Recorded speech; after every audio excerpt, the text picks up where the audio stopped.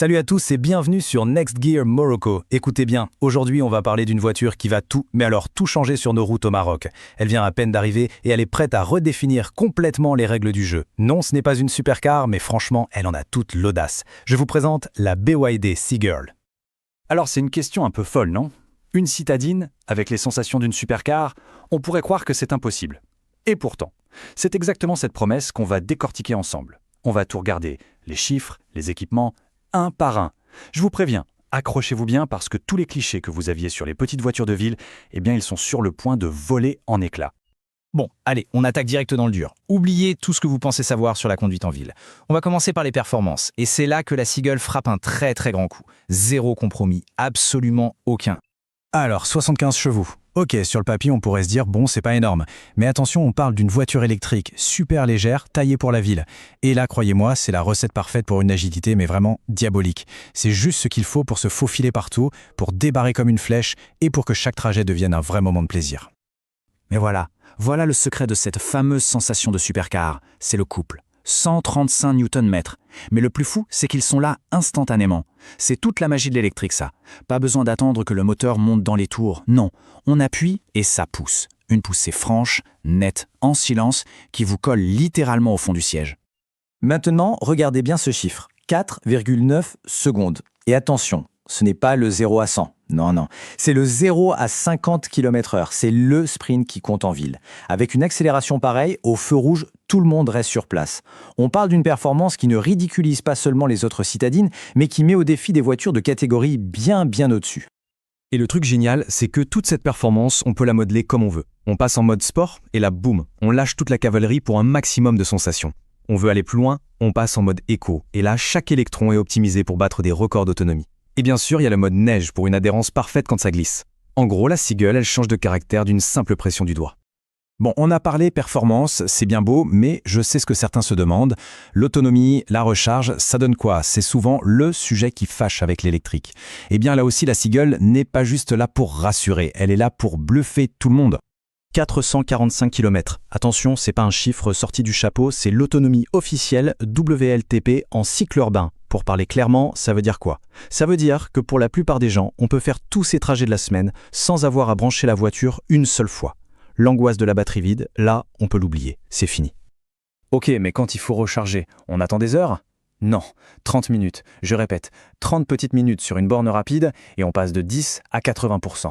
C'est le temps de boire un café, de répondre à 2-3 messages. Ce n'est plus une contrainte, c'est juste une pause, c'est tout. Allez, on a vu les perfs, l'autonomie, maintenant on ouvre la portière et on passe à l'intérieur. Parce que la révolution, elle n'est pas que sous le capot, loin de là. L'habitacle de la Seagull, c'est comme un cockpit du futur, un vrai centre de commande personnel pensé pour aujourd'hui et pour demain. Et au milieu de tout ça, il y a la pièce maîtresse, le truc qui saute aux yeux. Cet écran central qui pivote tout seul, électriquement.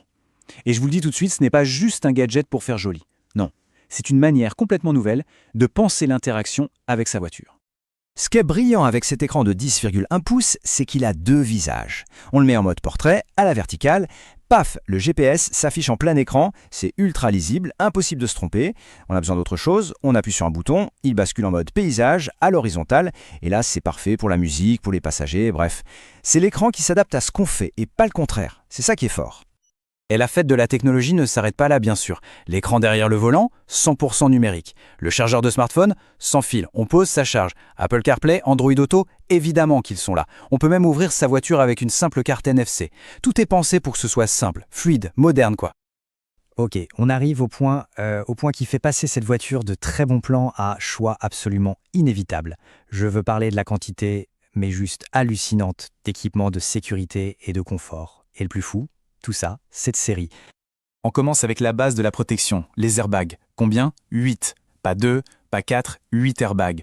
Frontaux, latéraux, rideaux, la totale. Dès le début, la Seagull met la barre tellement haut pour la sécurité dans sa catégorie, c'est juste un autre niveau. Mais le plus impressionnant, ce n'est même pas ça, c'est la sécurité active. C'est-à-dire que ce n'est pas une voiture qui attend le choc pour protéger, non, c'est une voiture qui fait tout pour l'éviter. Le détecteur d'angle mort vous alerte, l'aide au maintien dans la voie corrige la trajectoire, le freinage d'urgence anticipe. C'est comme avoir un bouclier de technologie tout autour de soi en permanence. Pour bien se rendre compte, il faut comparer. D'un côté, on a la plupart des citadines qui donnent le strict minimum, ce que la loi oblige.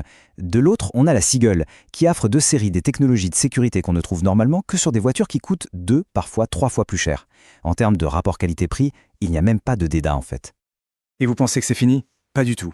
Cette générosité, on la retrouve sur le confort. Tenez-vous bien. Clim auto, siège en simili-cuir, siège conducteur électrique, caméra de recul, radar de stationnement, phare full LED. Je continue? La liste est tellement longue qu'on a l'impression de lire la fiche d'option d'une grande berline de luxe, pas celle d'une citadine.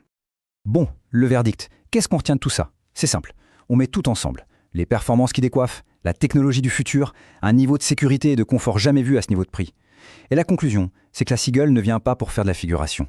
Elle ne vient pas pour rivaliser. Elle vient pour dominer sa catégorie. Point à la ligne. Et s'il restait le moindre petit doute quelque part, voilà le coup de grâce.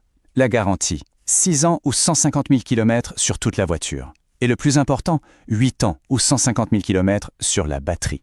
Là, on ne parle plus seulement d'une bonne voiture, on parle d'un achat serein, d'une tranquillité d'esprit garantie pour des années. Et c'est ça le point le plus important à comprendre.